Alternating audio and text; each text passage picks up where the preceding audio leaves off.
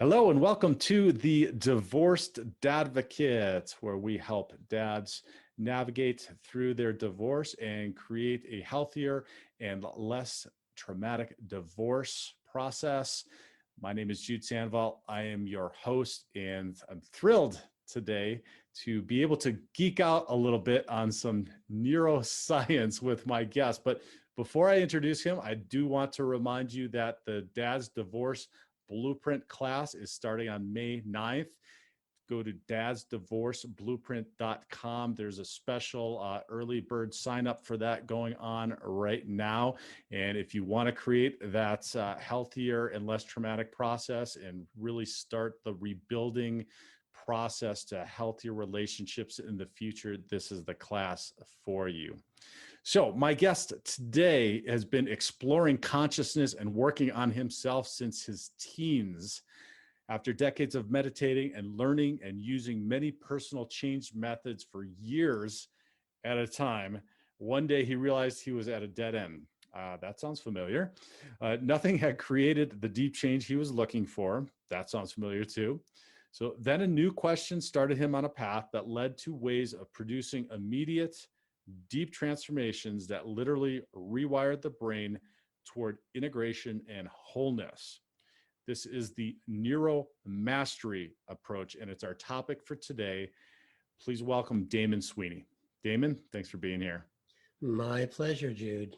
My pleasure. All right. So it's truly, we've had a previous discussion about this, and I totally geek out on this stuff. I've read some of the books about this. So I'm very excited to talk with you, not only for my own personal gratification and excitement, but also because I talk a lot on the show with the divorced dads that it's a great opportunity to really start doing the self-work that is important in order to go forward, to have healthy relationships with your children and hopefully another healthy relationship in the future. So we talk about meditation, we've talked about journaling, we've talked about all kinds of different things. And that's why I really wanted to have you on the show here today to talk about your approach, because it's very scientific. We went through the clarity process together yesterday, the day before. It's amazing. So that's your setup to tell me a little bit about yourself first, and then we'll get into the neuro mastery approach right after that. Okay, so about myself. Well, I had a pretty traumatic childhood, and to the point that I actually shut down and wasn't even very aware of like being a person, right? Wow. And I started coming out of that in my teens, and by kind of my late teens, I started becoming really conscious, and mostly I was conscious of depression, serious depression, and somewhat suicidal, to the point of actually seriously contemplating it. And then I guess I'm getting used to saying this, but this voice said no, like just no, in the most authoritative way you can imagine. And so I just like turned around. I wasn't into obeying authority, but I obeyed that one. And and so then, I was just as miserable, but I had to find another way out, right?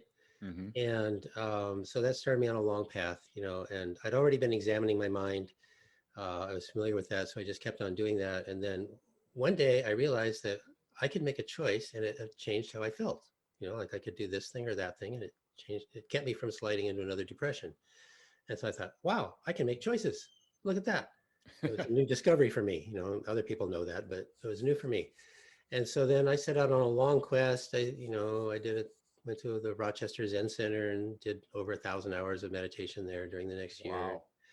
And I've lived on spiritual communities. I've been involved in, Tibetan Buddhism and Sufism, for years at a time, like I said, and nonviolent communication, several years, and other things. And then, so I always felt that what was driving me was that I always felt that I had this potential inside me. I had a lot of potential, but it was just blocked, and I couldn't do anything with it. I couldn't get to it. Nothing was helping. So, yeah, that's the point where I got to that point where I gave up. I realized one day it's not going to work. It's, I'd been doing EFT for 10 years. I became a certified practitioner, and I realized everything, it's not going to work. It can't. Right. It's at the wrong level. And Mhm. so then in that sort of moment of quiet, after you give Mhm. up, Yeah. um, Surrender, maybe. surrender. Yeah, it's like, Uh-huh. Okay. okay, I got nothing. Yeah, yeah, I've been there. We probably all have, yes. Yeah. So anyway, this question floated into my mind. Well, why is it even hard to change? I mean, why should it be hard to change? We can change our clothes, we can change where we live, we can change our professions or what we do, all kinds of things. But why is it hard to change internally, our Mm, patterns? And so that's what started off that one question. And I was asking it not in the sense of, well, why is it so hard to change? But just actually, why is it hard to change? Why should it be? right. And so I've always been interested in cultural anthropology. And so I asked myself that question became, well, how would that have been useful to our hunter-gatherer ancestors? Ah, How would interesting. it have been useful to them to have it be hard to change?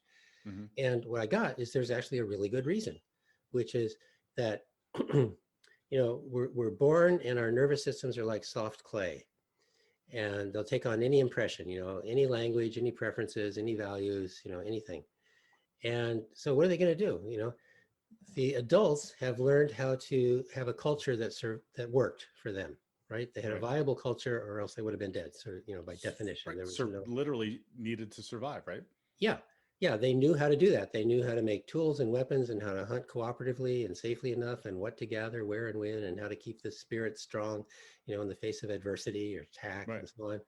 So, I mean, it's not easy, right? You're living out there like, you're a naked human being out No. on the Serengeti, Right. right? What are Life's you not going to, easy in general now. Imagine what it was then, right? yeah, and no safety net and no refrigerators, nothing, right? Right. Except what you can carry, Right. right? So they were smart people. They figured it out. But they figured it out over tens and hundreds of thousands of years of life and death experience, right? Right. Like, how do you use fire? Stuff like that. Right. Right. Language, when that Right. appeared. So all that had to be passed on to the next generation. It was mission critical Hmm. for the species and for the group. And so we evolved as human beings. We have this long sort of infancy, growing up period. And for the first 7 years, we are in theta and delta brain states, which are brain states of hypnosis. Okay. So the adults have acquired all these settings. So all the ways, all the customs and the skills and everything else. And the young ones are born, like I said, nervous systems like soft clay, and they press into the older ones like templates, Ah, and they that's a take good on, visual. Right. they take on everything. Hmm. Language is the most obvious one. The way you learn language is what? It just soaks in Right. over a period of years. There's no point where you learn to speak your language. Right. That's implicit learning. There's explicit and implicit learning. So that's implicit learning. Explicit is like when I tell you 1 and 1 is 2, then you know that because your brain knows it. Right. But implicit learning is where it just soaks in. You don't even know you're learning. So that's how it works. So we're born, we take on the patterns of the adults around us, our parents, the family, the culture, and that transfers the skills of being human, which is Hmm. essential. And it also makes us part of the tribe, part of the group. So they'll protect us and feed us until we're big enough to become contributors. Right. So it's a brilliant system to pass on the culture, right? And it worked great for hunters and gatherers. I mean, look, we're all over the planet, right? Right. Um, but then we invented civilization, which everybody thinks is great, um, and it gives us cool things like what we're doing now. Yeah. But it also created a lot of trauma, like Uh-huh. mass warfare and famines and plagues and domination and slavery and public torture and Right. hierarchies and you know Right. all that stuff is traumatizing. Right. And then people who are traumatized, they act it out, right? Hmm. They, you know, they can be violent, they can be abusive in all the ways there are, and all that. Right. And their kids take that on. That's Yeah. what they're exposed to. I use the phrase hurt people hurt people. Exactly, Right. exactly. Yep. And then it becomes ingrained and hereditary, even worse. Right. And then some of those people become the rulers, Right. right? And then they structure the society in their image, right? Okay. So Hmm. if they have a need for safety, they're going to use control, you know. Okay. repressive control. I mean, you can see it all over the world. Repressive control and grandiosity, and all the things. Hmm. And then so they create what I say now is through 10,000 years, we've had a tsunami of trauma rolling down through all those centuries, and we have a globally traumatized and traumatizing society. Okay. That's So depressing. I know, isn't it? Yeah. It is. It's really depressing. But I can't argue with the analysis, right? It makes perfect sense as we've, in one sense, raised our consciousness and our awareness, and have progressed over that time period. It doesn't seem like we have done the analysis or the work around what is happening in our brains and what we are taking on from generation to generation. So that makes perfect sense. Yeah, I mean, there's been some progress, but the problem is that we're still operating with what I call operating system 1.0, which is what worked for the hunters and gatherers. Okay. But now we take on the trauma and we just amplify it and spread it around through the media and politics and advertising and the economy and everything else, so that it doesn't work anymore. Okay. The rate of change we need and the amount of innovation and change that we need is just beyond that system. It was designed to maintain the status quo and pass it on. And we can't do that anymore. The side effects of civilization have created a world where if we just keep on doing what we're doing, we're going to kill ourselves, right? With climate change and all that stuff, everything else. So operating system 1.0 implies that there might be an operating system 2.0. That was going to be my next question. Is that the neuromastery approach? That is the neuromastery approach. Okay, good. Not exclusively, I think I have sort of the optimal configuration of that, but operating system 2.0 is where we have learned that we can change our neural networks. And it all comes down to neural networks. Everything you've learned, everything everybody has learned, all their beliefs, all their fears, everything else, memories are all embodied in neural networks. Okay.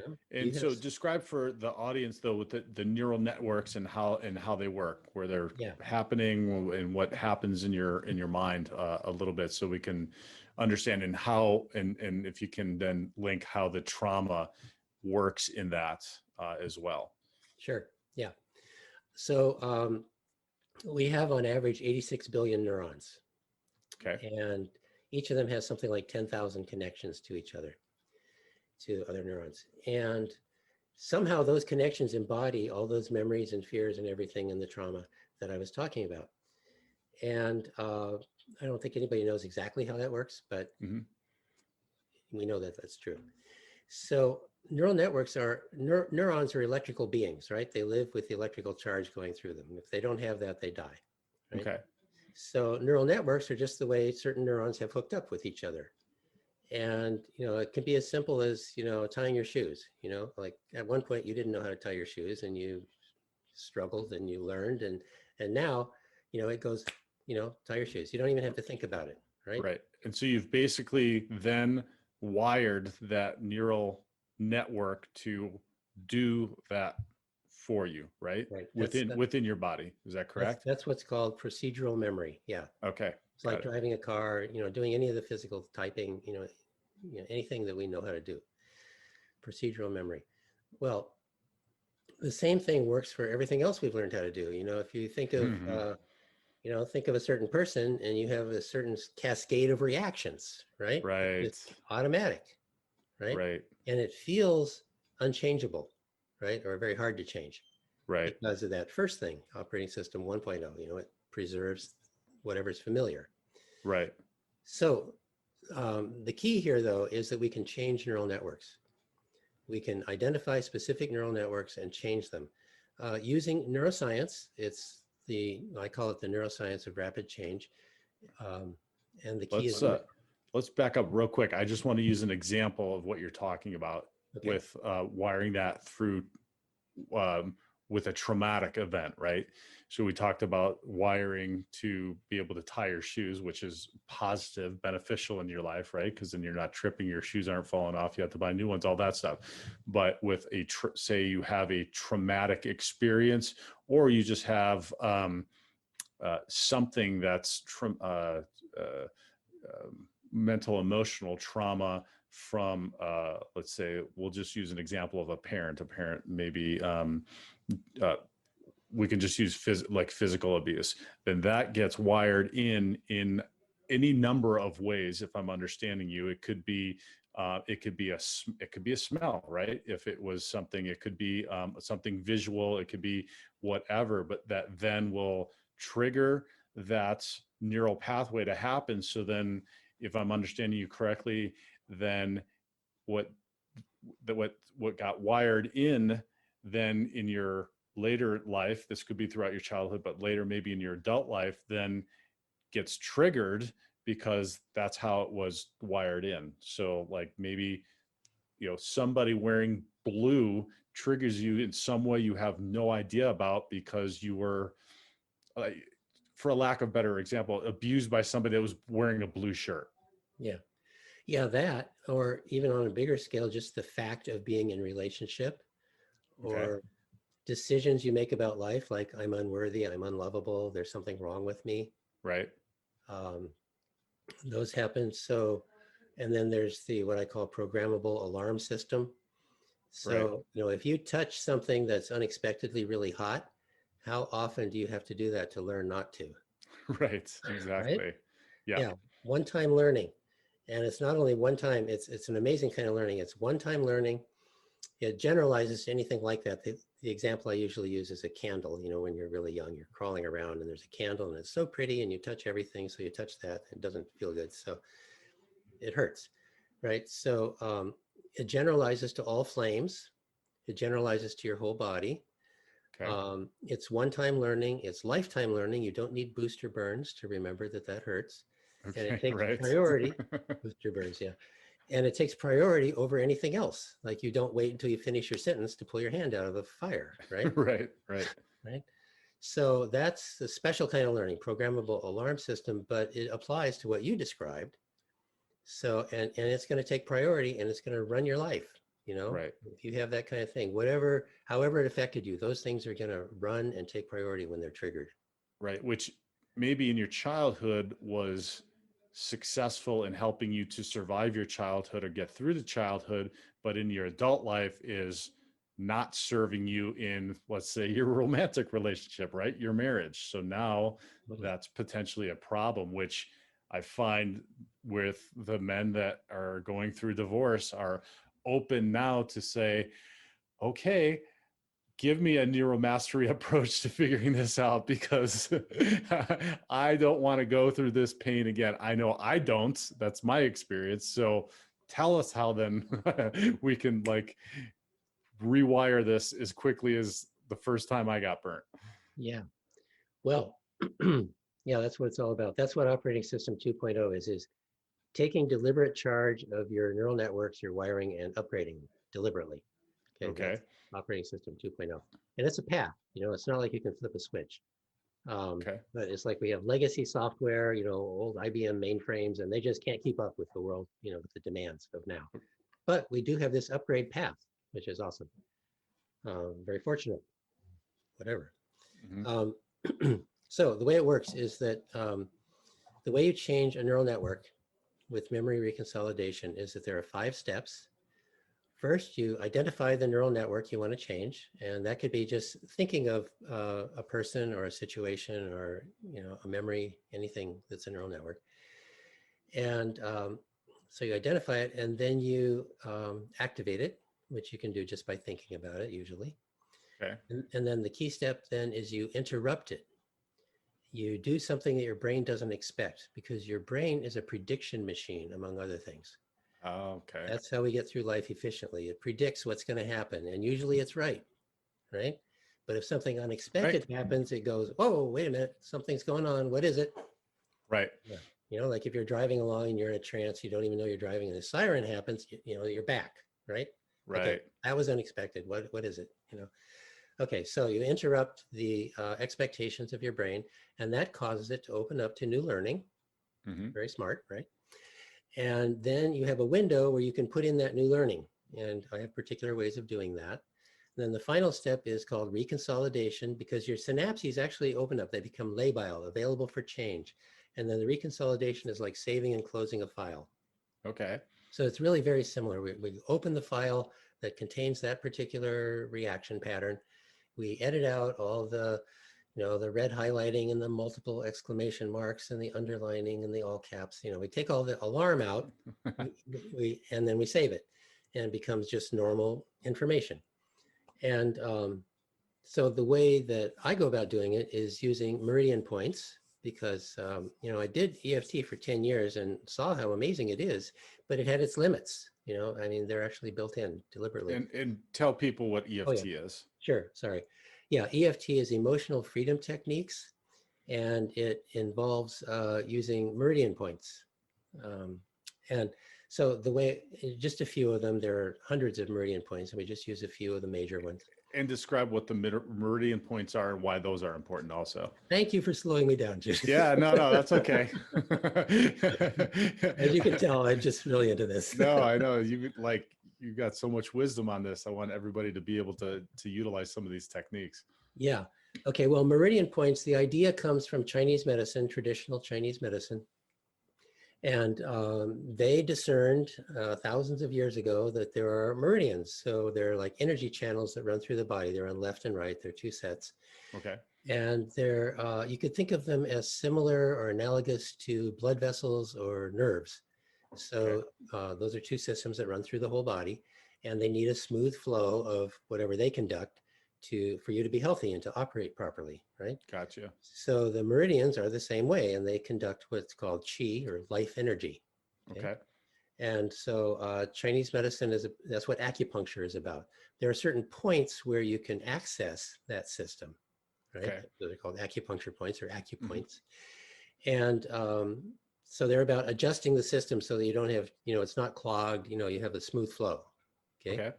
So there are certain, and this has been physiologically measured, at the acupressure points, there are electrical differences that can be measured with instruments. So this is not just some made up thing. Right. Yeah. Let's be clear about that, because now we've gotten to the point in our science that we can measure this stuff and see this stuff. So some of this Eastern philosophy before, people, at least people in the West or scientists in the West, did not subscribe to it or put much validation to it. But now we're actually able to measure this and see that the energy does move there, and there is an ability to manipulate and change it. So what you're talking about and how you're utilizing this to rewire the brain is absolutely positively something that works and is beneficial. Yeah, there have been many studies, of using meridians to change behavior and thoughts and beliefs and move out of trauma and reduce anxiety and things like that. And I forget, something like 150 studies now of good quality. Right. And it's just, it's beyond dispute now that it happens. Right. So we've got the meridian points, and then what's happening with them? Okay, with the so what happens is when you stimulate the meridian points, what happens is that there are electrical signals that are generated, and they go to the brain and they calm the amygdala, which is the alarm center of the brain, and lower cortisol, which is a master stress hormone. Okay. So when we put all this together in the right way, we are activating a neural network with all the fight, flight, freeze, alarm, whatever it has embedded in it. And then we're actually putting in calm at the same time, or we're taking out the fight, flight, freeze activation from the amygdala and lowering the cortisol and who knows what else, but we know those two things.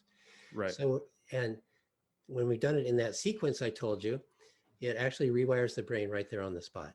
Right. And so for those people that are listening and not watching us, the EFT is actually touching with, physically touching with your hands these meridian points in order to assist in the movement of energy. Is that correct?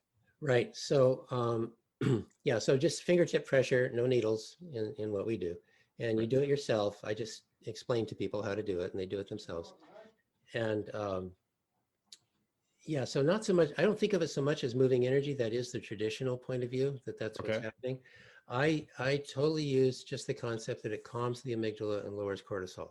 Okay, so we're inducing calm or reducing alarm in the system, and then that gets rewired into that neural network, and then afterwards, when you think of that topic, whatever it is, it's much more neutral, or maybe it's completely neutral, or maybe it was a problem and or maybe it was about somebody and you really had you really disliked them or hated them or whatever, had a lot of negative attitude, and sometimes it even switches to compassion, which is amazing.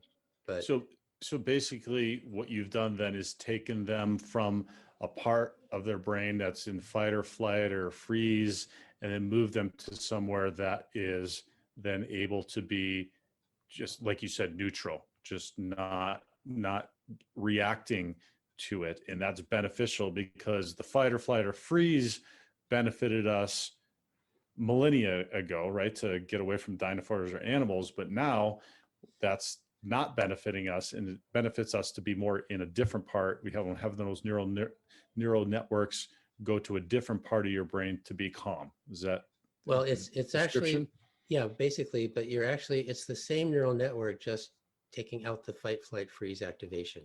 Right. Okay. Yep. Yeah.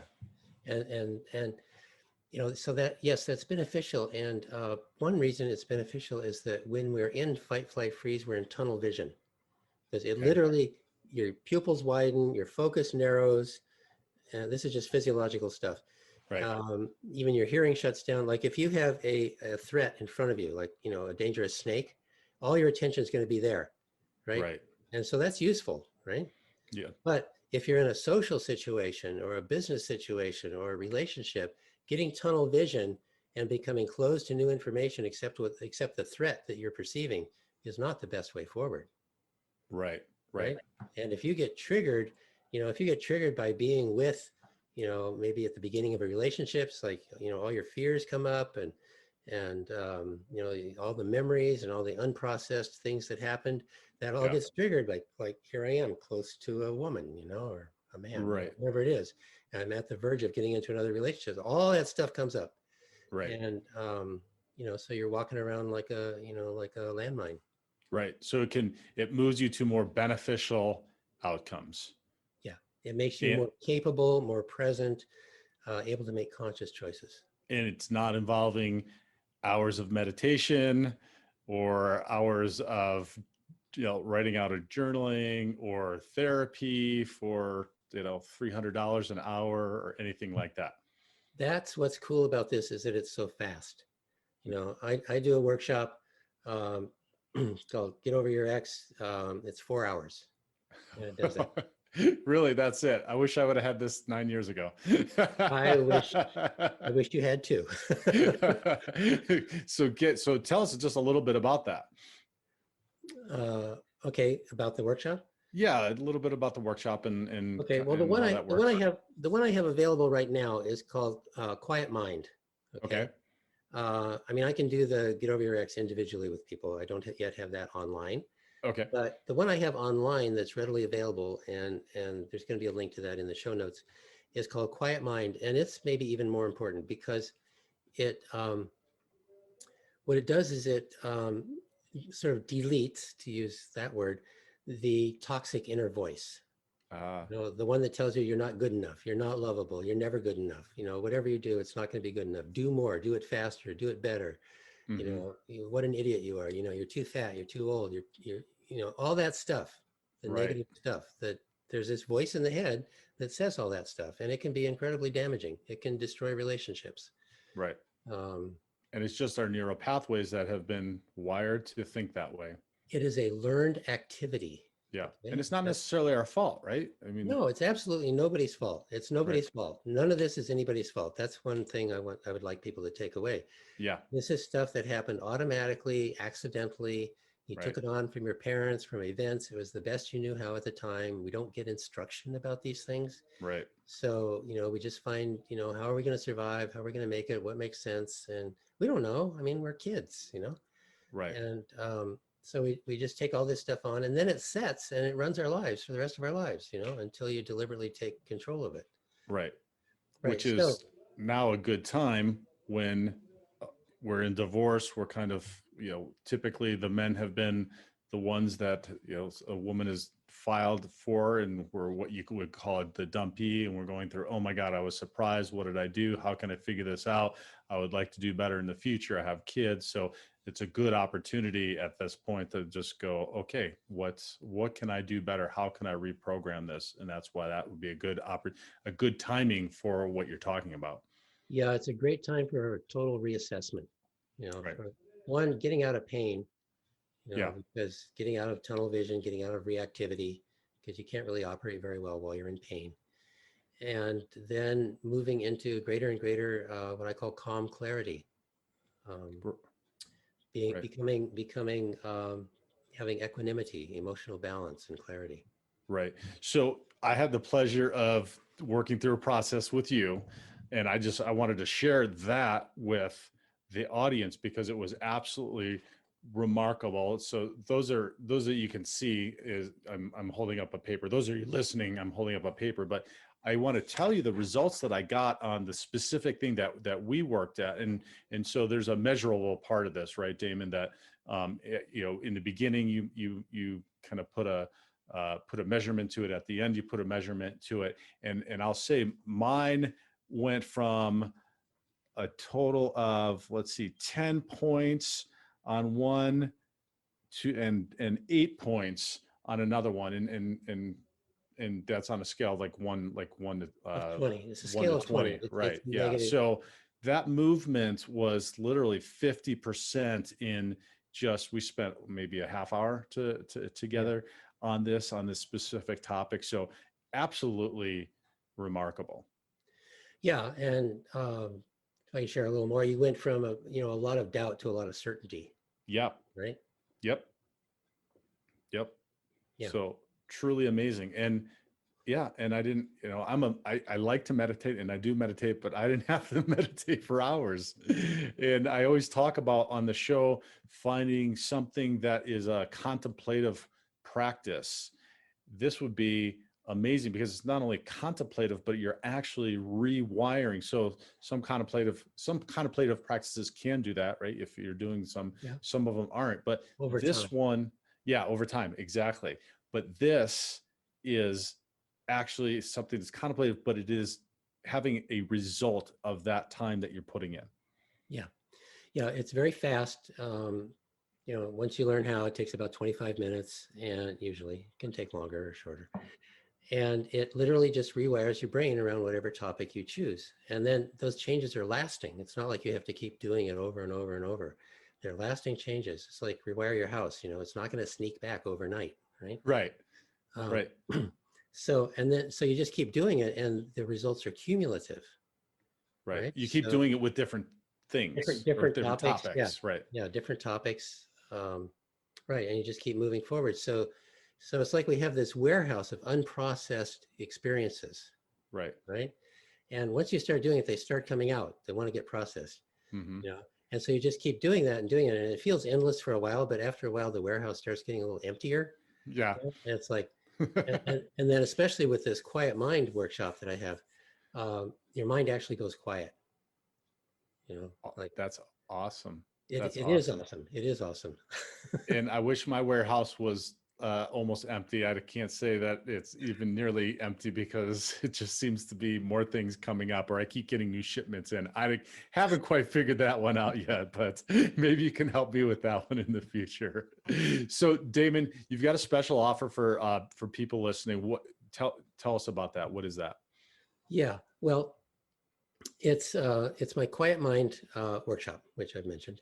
Uh-huh. And I think it's one of the most amazing things because that critical voice can actually ruin lives. It does ruin lives. It ruins relationships. It makes your life miserable. It keeps you from moving forward the way you could, in your full potential. It gives you self-doubt. Like, don't even try, don't talk to that person, don't speak up in the meeting, whatever. It does all that stuff. Keeps you awake at night saying, oh, why did you say that? Oh man, that was stupid. Just on and on, many varieties. So this is a 4-hour workshop that actually just deletes that. Exactly. So you can spend 4 hours, you can learn these techniques, you can then take these techniques, you can utilize them over and over.